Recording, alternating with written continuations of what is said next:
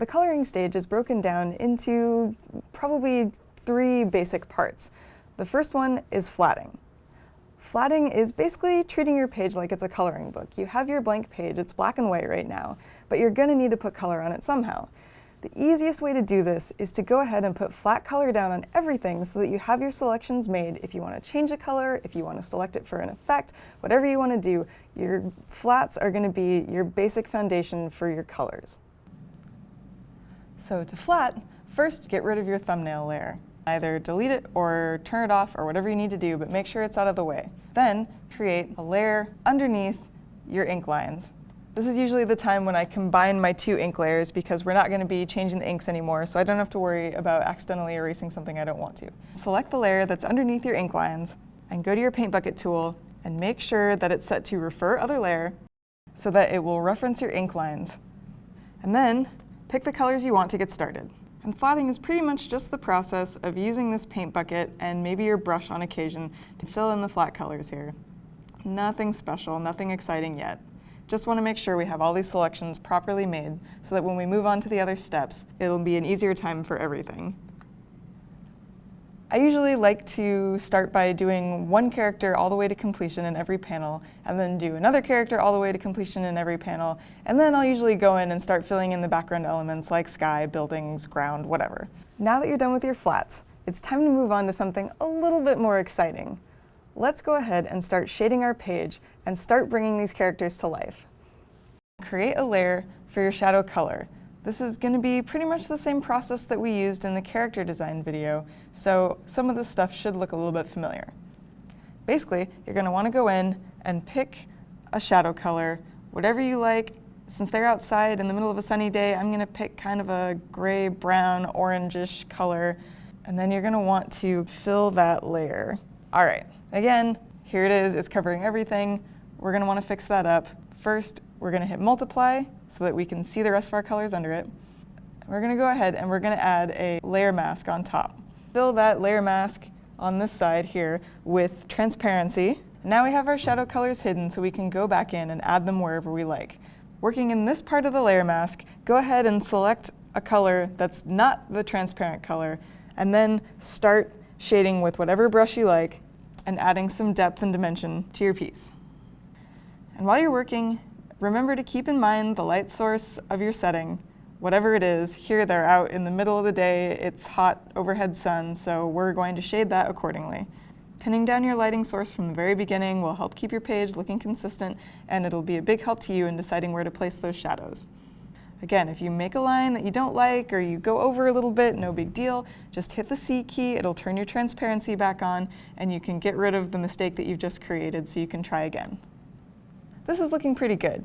Now what you're going to want to do is obviously complete this process for every single panel on the page until it's been shaded to your liking. But because of time, I've gone ahead and completed this whole page already, and I have an example right here. So now we're in the home stretch of the coloring process. If you wanted to, you could just leave your page like this, but it's still not very exciting. So why don't we go ahead and add some special extras that are really going to make your artwork pop. Now that you've finished shading, it's time to evaluate your page. What else does it need? A lot of basic manga and anime style just sticks with cell shading and doesn't have a whole lot of extra stuff. But I like to go in and add a few little touches here and there that I think bring extra life to the characters and extra fun to the page. For example, you can add a highlights layer and pop out some highlights in hair, on eyes, things that are shiny, metal bits, even highlight areas of grass or ground if you want to focus the viewer's eye a little bit more on something specific that's happening in a panel. You can also add in things like blush, gradients, magic, lights, all sorts of cool effects. You know, really working digitally, the sky's the limit, and you can decide how little or how much you want to do. I like to start with some highlights, especially on hair. So let's go ahead and add some highlights to this character right here in this panel. Now what you're going to want to do is create a new layer for your highlights. If it helps you out to remember what's going on, because we're starting to collect a lot of layers on this file, you can label it highlights. Sometimes that helps me, just so when I'm flipping back and forth, if I want to get to a specific layer, I know exactly where I'm going. So here's our highlights layer. When I put highlights in hair, I don't tend to like to make it, especially if it's dark hair, too bright of a highlight. So I'm going to go ahead and turn down the opacity of this layer to about 45. And then I'm going to take white and the brush of my choice and go in and add some highlights to her hair.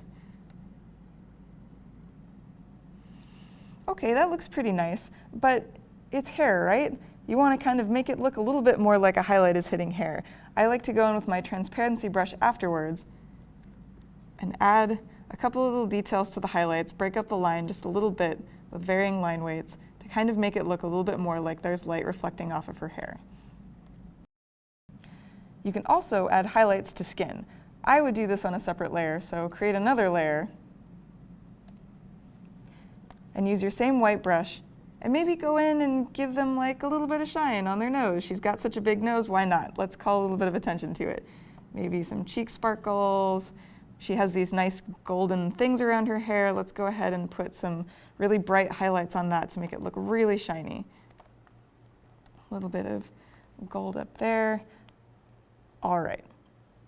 Something else you can do is you can add a little bit of blush to your character's skin. Obviously, this guy isn't going to need any because he's covered in hair, but she's got regular flesh, and something that helps to give your characters a little bit of extra vibrancy is usually adding just a little bit of blush in specific areas around their skin.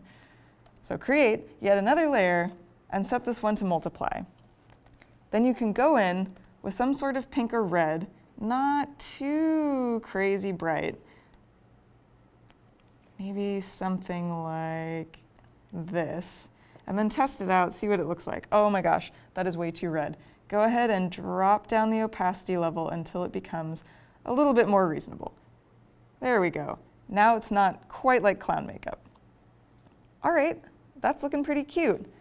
Now, what do we do about this background? Right now, it's just a plain color, and that's fine, but we could make it just a little bit more interesting if we wanted by adding a gradient. A gradient will help give a little bit of depth and interest to whatever is going on back here, and for Sky especially, I think it makes it really pop. Go ahead and create a new layer for this as well. You notice I've been creating a lot of new layers. It is really important to keep all of your effects on separate layers. Otherwise, you might end up making a mistake that will mean you have to go back and redo a whole bunch of things instead of just one thing at a time.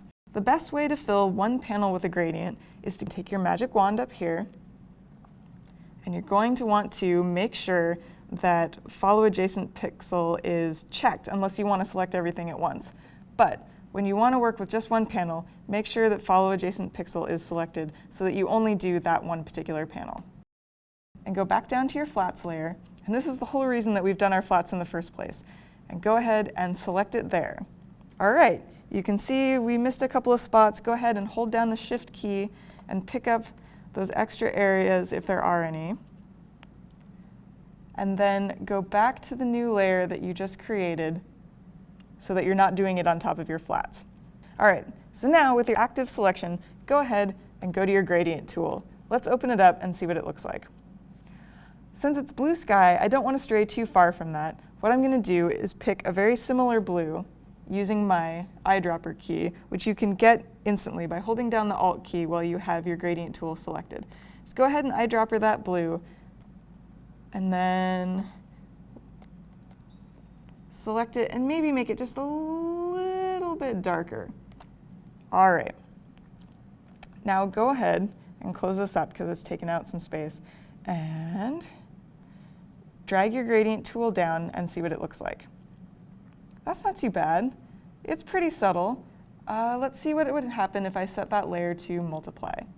Ooh, I think that pops a lot more and looks a lot more rich and interesting, don't you? Let's go ahead and deselect this and see what it looks like without the selection active.